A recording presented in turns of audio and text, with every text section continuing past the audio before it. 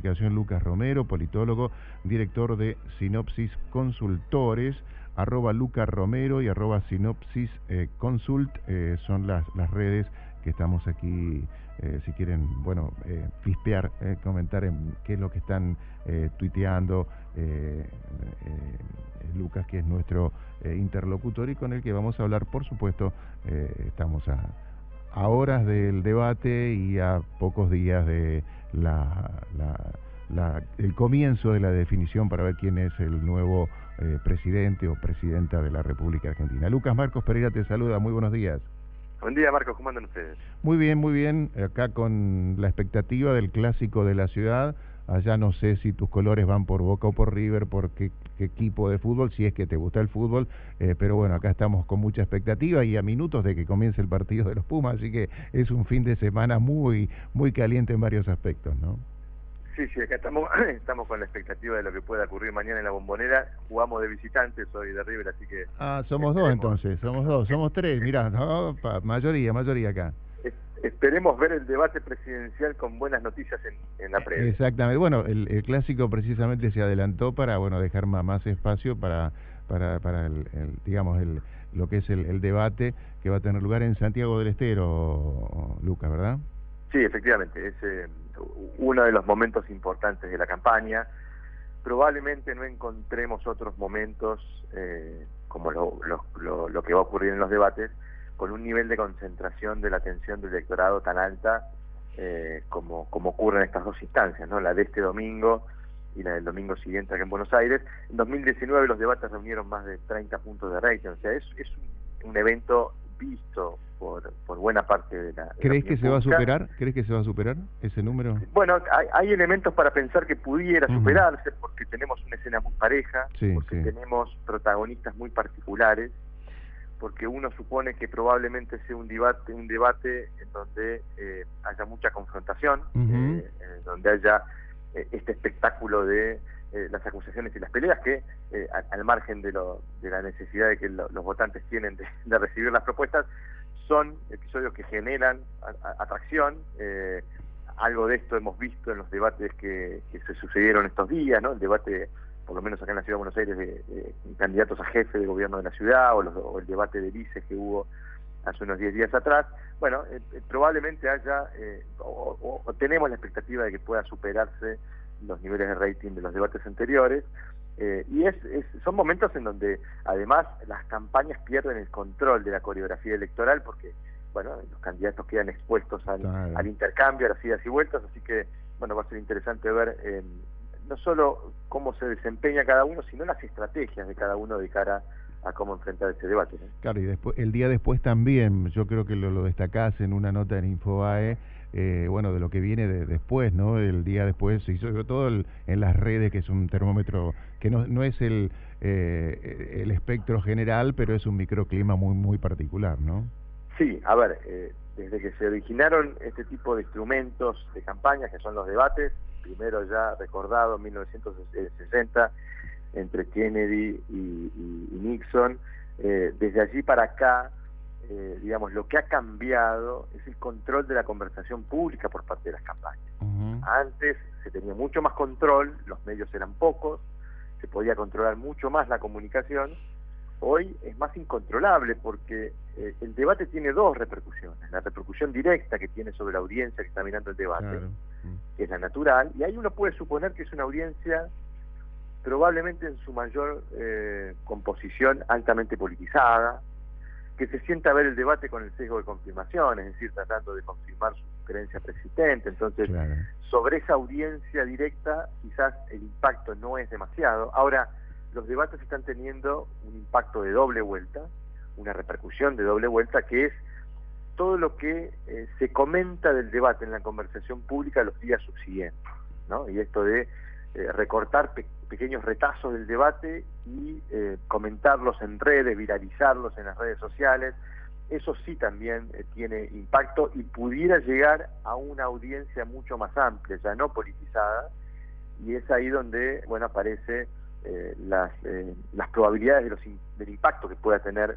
lo que ocurra este domingo, ¿no? Por eso esto los vuelve a los candidatos muy conservadores, ¿no? Tratan de no cometer errores, tratan de prever por dónde van a venir los ataques para tener previstas las defensas, para no quedar descolocados, porque después eso puede ser recortado y compartido en las redes y viralizado en la conversación pública. Digamos, es el que viene con los números arriba, todos le conocemos cierta propensión a ponerse un poquito más exaltado que el resto, y es más, se está diciendo que muchos van a buscar precisamente que se saque. Entonces me parece que ese va a ser un tema a observar, que puede o no ocurrir, obviamente, ¿no? Sí, a ver, Milei es quizás el que ofrece más interrogantes en ese sentido. Su performance en el debate del 2021, en aquel debate que se realizó entre los candidatos a diputados de la Ciudad de Buenos Aires, no fue buena. Le costó mucho acomodarse al formato. Digamos, hay que tener una expertise, una preparación para poder calibrar los tiempos y poder tener expresiones claras, sintéticas de las ideas, o respuestas rápidas y elocuentes. Bueno, ahí donde uno tiene algún interrogante de cómo se va a desempeñar Milei, que quién es efectivamente el que más expone, el que más pone en juego, porque es el que ganó la PASO, es el que generó un efecto positivo después de la PASO sobre su figura, y es el que quizás arriesga más. Pero además es seguramente el que va a recibir los ataques de los rivales, porque los rivales se concentran en el que va primero, ¿no? Así que probablemente tengamos allí mucha confrontación con Milei. Algo de esto pareció en el debate de vices con Victoria Villarruel. Massa es el más preparado, sin lugar a dudas. Massa fue candidato en 9 de las últimas 11 elecciones en Argentina. Es un dirigente que está terriblemente preparado para estos digamos, episodios de campaña, y de hecho es el único que tiene experiencia en este formato. En 2015 él fue candidato en aquel primer debate que se hizo en la Argentina. Y Bullrich, si bien ha mostrado dificultades para expresar sus ideas y sus propuestas, es una dirigente que se mueve muy bien en la confrontación, y en la confrontación directa. Sí, sí. De hecho, por lo menos me han comentado que el equipo de campaña de Bullrich fue el que sugirió y pidió ampliar los tiempos de intercambio entre los candidatos. Creo que eran 5 y se pasaron a 8 minutos. Bueno, quizás porque tratando de generar alguna escena favorable al perfil de Bullrich, que suele ser rápida para confrontar en el vis-a-vis. Bueno, lo ha hecho en set de televisión, probablemente a lo mejor quiera sacarle el jugo a ese atributo en el debate, pero en todo caso perfiles distintos, interesantes de los tres principales candidatos, así que bueno, veremos cómo se desempeña cada uno. Claro, incluso tenía entendido que ha ensayado y mucho, incluso con Espera siendo de Milei, creo que alguien hacía de Bregman, Laura Alonso, así que, digamos, o sea, hay preparación. Bueno, sabemos que Milei se ha retirado bastante de la escena pública para también prepararse para el debate.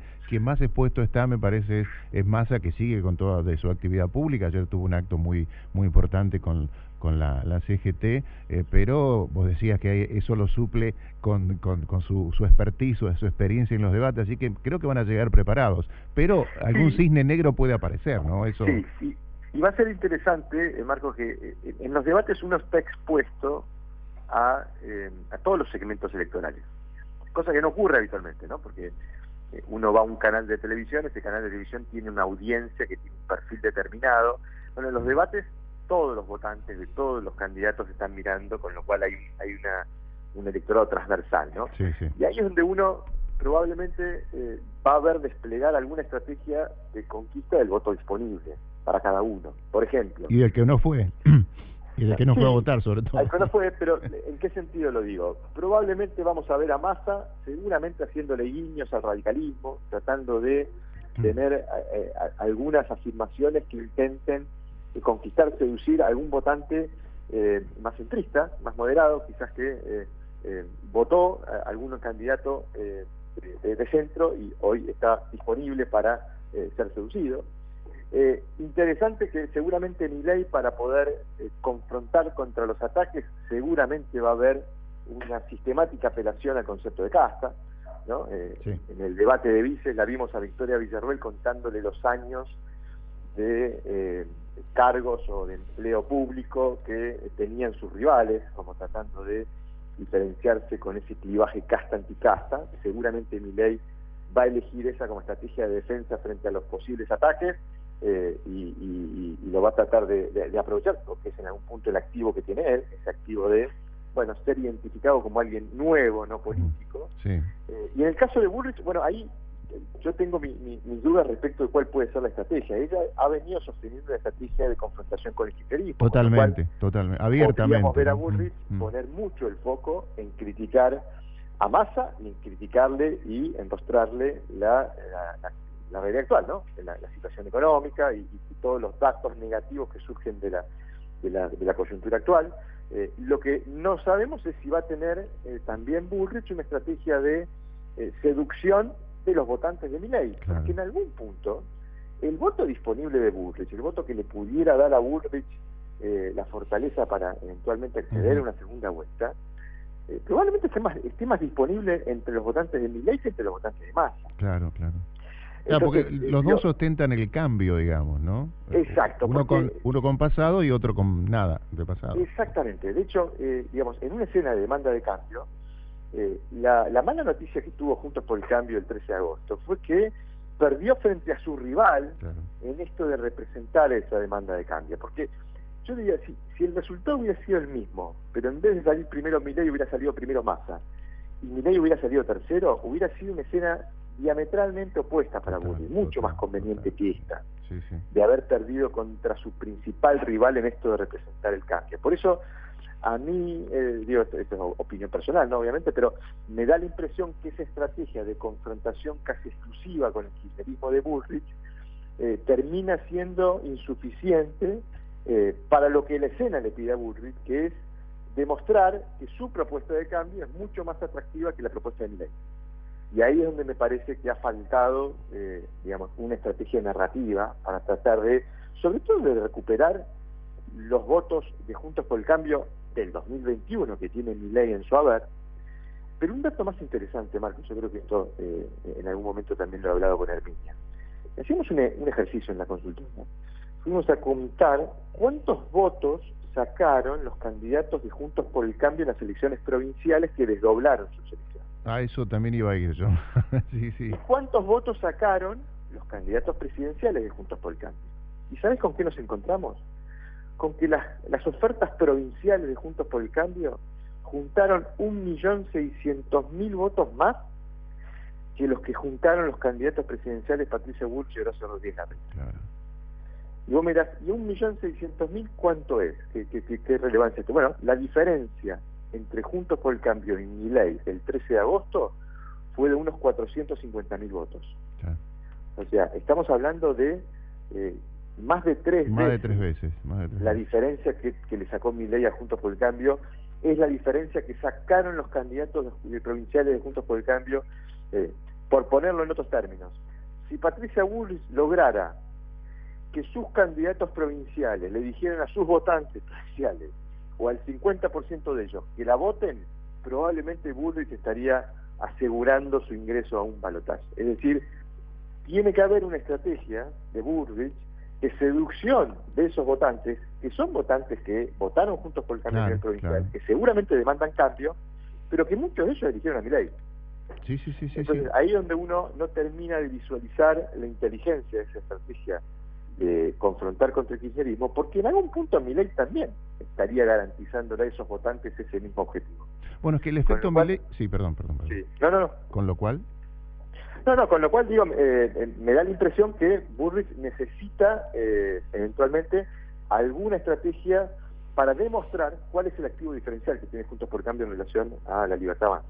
Bueno, y la Libertad Avanza, nosotros charlábamos con algunos dirigentes obreros que incluso estaban preocupados desde su sector porque los propios trabajadores, digamos, habían votado, ellos tenían no un registro personal, obviamente, pero se huele eso y se siente, al que supuestamente le vendría a quitar algún derecho laboral. O sea, estaban muy preocupados porque ha sido muy transversal el voto de Milei, ¿no? Pescó de muchos lados, ¿no? Si uno mira el desempeño de Milei, sobre todo en los grandes centros urbanos, se va a encontrar con que a Milei le fue muy bien en las zonas, en los circuitos electorales de menor promedio de nivel socioeconómico. Total. Esto sucedió en el Gran Buenos Aires, esto sucedió en el Gran Rosario, si uno mira los circuitos electorales del Gran Rosario que ganó Milei, son los circuitos que habitualmente triunfa el peronismo. El peronismo, sí. Y esto es, digamos, evidencia de que Milei no solo se alimentó de Juntos por el Cambio, sino que se alimentó también de votantes que tradicionalmente votan al peronismo. Por eso tiene una fuente policlasista de alimentación, de apoyos, y efectivamente no es solo una oferta opositora que redujo las posibilidades de Juntos por el Cambio, ha sido un actor que ha emergido y se ha alimentado y ha debilitado las dos principales coaliciones que venían animando la escena política argentina. Es claramente un fenómeno muy interesante de analizar en ese sentido. Bueno, mañana entonces la mesa o las pantallas y las radios estarán servidas para asistir a un primer debate que, bueno, seguramente comenzará o no a ir definiendo al que está en duda todavía, ¿no? Seguro, será interesante verlo el de mañana y el domingo siguiente. Gracias, Lucas, ha sido muy amable por esta participación en Convenio. No, por favor, un abrazo, un placer. Lucas Romero, politólogo, director de Sinopsis Consultores, aquí en Convenio. Nos quedamos hasta las